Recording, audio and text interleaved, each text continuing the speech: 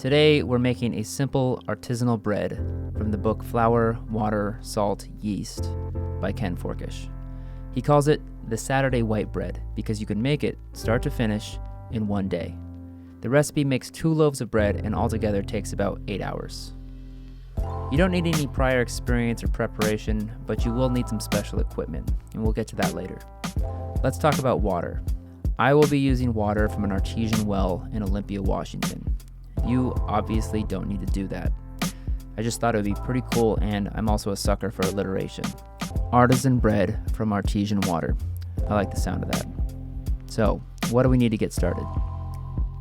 2 proofing baskets. A bowl covered with a kitchen towel sprinkled in flour would suffice. A 12-quart round tub, not totally necessary, but it does help.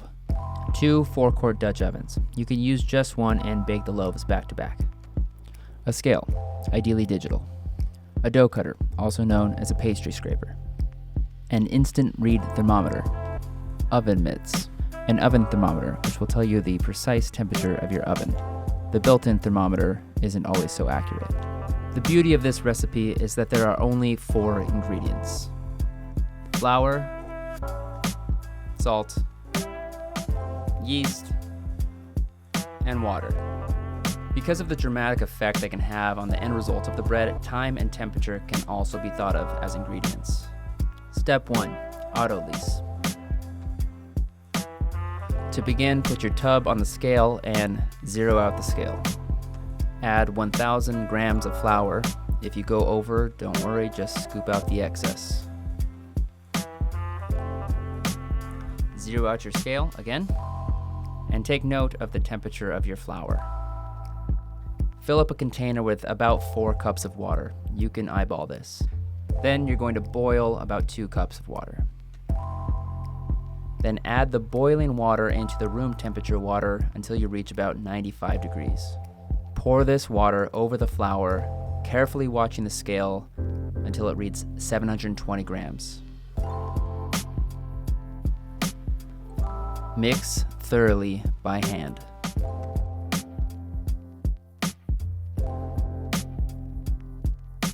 Cover with a towel or plastic and let sit for 20 to 30 minutes. During this time, we can prep the salt and the yeast. Again, we are weighing out 21 grams of salt and 4 grams of instant yeast. Because we'll be mixing by hand, Ken recommends to hydrate the yeast. Now, he didn't say how much water to use, so I took a guess and I used very little.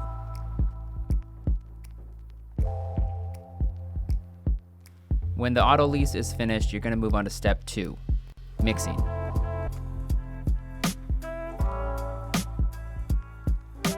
Sprinkle the 21 grams of salt and break up the 4 grams of yeast on top of the dough. Wet your hand so the dough doesn't stick to it.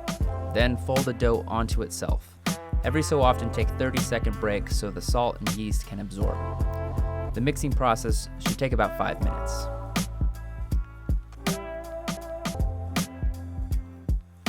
Your target temperature is 77 to 78 degrees. If it's a little cool like it is here, it'll take longer to rise. If it's warmer, it'll rise faster. Now we cover the tub and let the dough rise. Step 3. Fold the dough. Your first fold should take place 10 minutes after mixing. Again, wet your hand so the dough doesn't stick to it. Reach underneath the dough, stretch, and fold. These folds are strengthening the dough, building up the gluten network to hold in the gases produced during the fermentation process. After you've made about 4 or 5 folds, flip the dough so the seams of the folds are face down. Cover and let sit for another 45 minutes or so. When the dough is spread out onto the bottom of the tub, it's time for the second fold. Go ahead and repeat the previous step. A third fold might even be necessary. Just make sure you don't do it within the last hour of rising.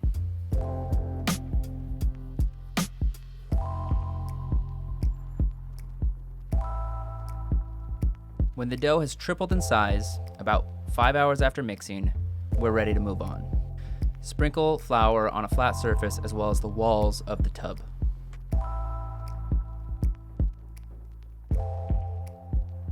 Get a nice coat of flour on your hands too. Very carefully, so we don't destroy the gluten network we've created, coax the dough onto your working surface.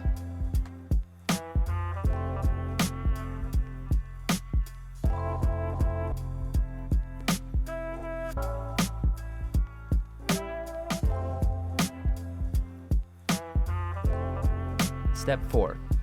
Divide the dough. Sprinkle flour across the center of the dough. Cut the dough evenly in half.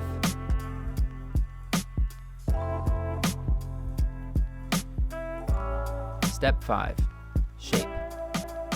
Dust 2 proofing baskets with flour. One last time, gently, you're going to fold the dough onto itself like an envelope.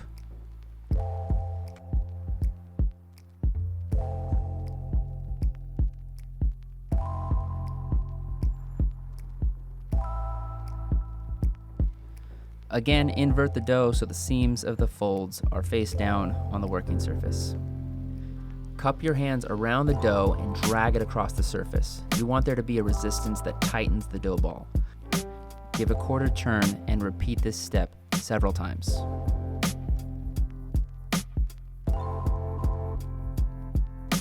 Gently place the dough balls seam side down in the proofing baskets. Step 6. Proof.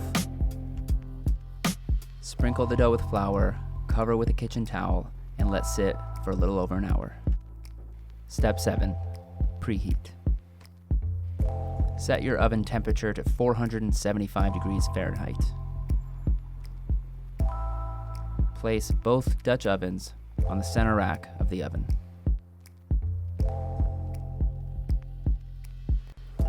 Once your oven has reached temperature, check it against your standalone oven thermometer. As you can see, mine runs cold, so I'm going to raise the temperature. Back to step 6. The best way to know if your dough is finished proofing is the finger dent test. If the dent springs back slowly and incompletely, it's ready. Step 8. Baking. Invert the proofed loaf into the Dutch oven. Be careful not to burn your fingers. Place into the oven and bake for 30 minutes.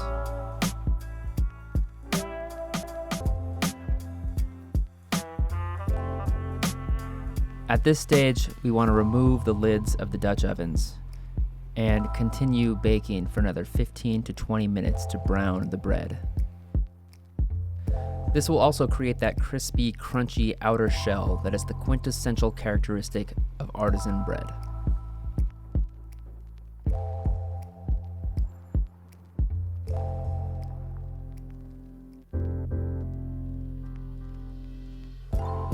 Baking artisan bread is a lot of work, but even just visually, it's all worth it.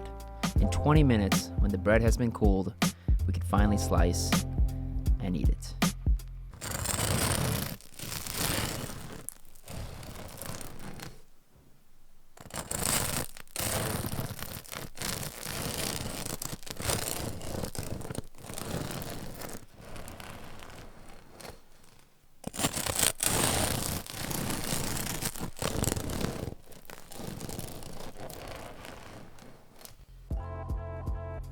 Thank you guys so much for watching and hopefully following along. Please check out Ken's book and don't forget to subscribe. More cooking videos coming at you.